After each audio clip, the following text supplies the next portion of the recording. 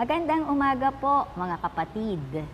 Ang ating pong tekstong gagamitin sa ating covenant ngayong umaga ay mula po sa unang aklat ni Samuel, Kabanata 17, mga talatang 4 hanggang 11. Ito pong sinasabi, isang pangunahing mandirigma ang lumabas mula sa kampo ng mga Filisteo. Ang pangalan niya'y Goliath at siya'y mula sa lungsod ng Gath. Ang kanyang taas ay halos 3 metro. Hinamon niya ang mga Israelita na makipaglaban sa kanya. Tanso ang kanyang helmet, gayon din ang kanyang kasuotang pandigma na tumitimbang ng 57 kilo. Tanso rin ang nakabalot sa kanyang binti at hita, pati ang tabak na nakasakbat sa kanyang balikat. Ang hawakan ng sibat niya ay napakalaki at ang bakal naman na tulis nito ay tumitimbang ng 20 libra. Nasa unahan niya ang tagadala ng kanyang kalasag. Sumigaw si Goliath sa mga Israelita, "Bakit nakahanay kayong lahat dyan? Para lumaban? Ako'y isang Filisteo at kayo na may mga alipin ni Saul. Pumili na lang kayo ng ilalaban sa akin. Kapag ako'y natalo, alipinin ninyo kaming lahat. Ngunit kapag siya naman ang natalo, kayo ang aalipinin namin. Hinahamon ko ngayon ang hukbo ng Israel. Pumili kayo ng ilalaban ninyo sa akin." Nang marinig ito ni Saul at ng mga Israelita, nang hina ang kanilang loob at sila'y natakot. Pagpalain ng Panginoon ang pagkabasa ng kanyang banal na salita. Ang batang-batang si David na walang baluti o pananggalang sa katawan at walang hustong karanasan sa pakikipagtunggali sa batikang mandirigma ay haharap sa isang pakikipaglaban, sa isang sanay at bihasang kalaban, si Goliath, isang higanting siyam na talampakan ng taas at kumpleto sa pandigmang kasuotan at sa sandatang gagamitin. Sapagkat si David ay bata pa, napakaliit niya at tanging tirador at 5 bato lamang ang kanyang sandata. Tanging ang kalakasan at linaw lamang ng mata at isip na mula sa Panginoon ang mahigpit na pinanghahawakan ni David.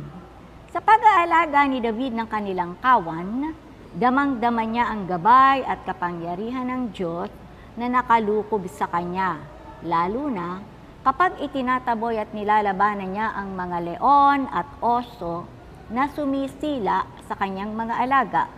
Malakas niyang tinatawag ang Panginoon at inilalagay niya ang kanyang sarili sa mga kamay nito. Ang mga karanasang nasabi ang nagpalakas ng kanyang loob upang labanan si Goliath. Alam na alam ni David ang pisikal niyang kahinaan. Subalit, ang malaking tiwala at pananalig sa kapangyarihan ng Diyos ang naging daan upang siya'y tumayo sa harapan ni Goliath at kamtin ang tagumpay sa nasabing paglalaban. Tayo mang mga mananampalataya, nahaharap din natin ang Goliath sa ating buhay kung panghahawakan natin ang katapatan, kalakasan at kapangyarihan ng Diyos. Alalahanin natin ang pagtulong, pagliligtas at pagmamalasakit ng Diyos na ginawa na niya para sa atin. Maraming panahon na ang nagdaan, ngunit ginagawa pa rin niya sa atin, sa ating pangkasalukuyang buhay. Si David ay laging nananalangin. Katukin din natin ang kinalalagyan ng Diyos at iparating natin sa Kanya ating mga karaingan at pagsusumamo upang mapawalan niya ang mga Goliath na nagpapahirap sa atin, maging sa ating kapatiran. Bigyang pansin din nga po natin ang pagbibigay halaga sa mga bagay at pangyayaring posible nating kaharapin at maranasan sa anumang sandali ng ating buhay na maaaring magdulot sa atin ng takot, kabalisahan at pag-aalala.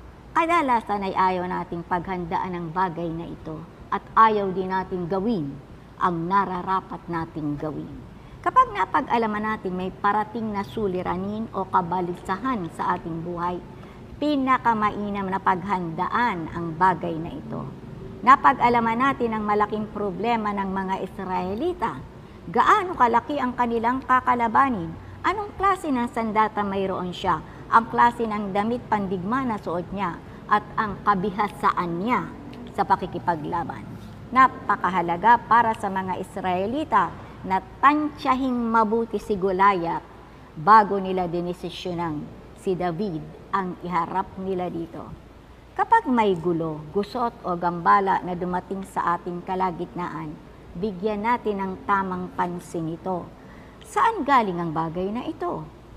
Anong kapangyarihan mayroon ito para sa iyo? Saan o kanino ito may kinalaman? Alamin mong lahat ang kasagutan bago mo ito labanan. Kung lalaban ka agad na wala kang paghahanda, wala kang kasiguruhan na maipapanalo mo ang bagay na ito. Dahil wala kang kinalaman o kinamalayan sa bagay na ito na lalabanan mo. Importante na magkaroon ka ng matapang, malinaw, at malakas na loob na paghusga at pagdesisyon sa bagay na dumating sa buhay mo na kailangang labanan mo. Kasama mo ang Diyos, makakaya mo yan. Tayo po'y manalangin. Panginoon, sumaaking ka po sa tuwina upang hindi ko ipagwalang bahala ang laban na dapat kong harapin sa aking buhay. Tulungan mo po akong maging handa sa bagay na ito. Ang lakas ng loob at tapang ay magbula sa iyo na aking magamit ng puspusan upang mapagtagumpayan ang anumang suliraning kinakailangan kong harapin.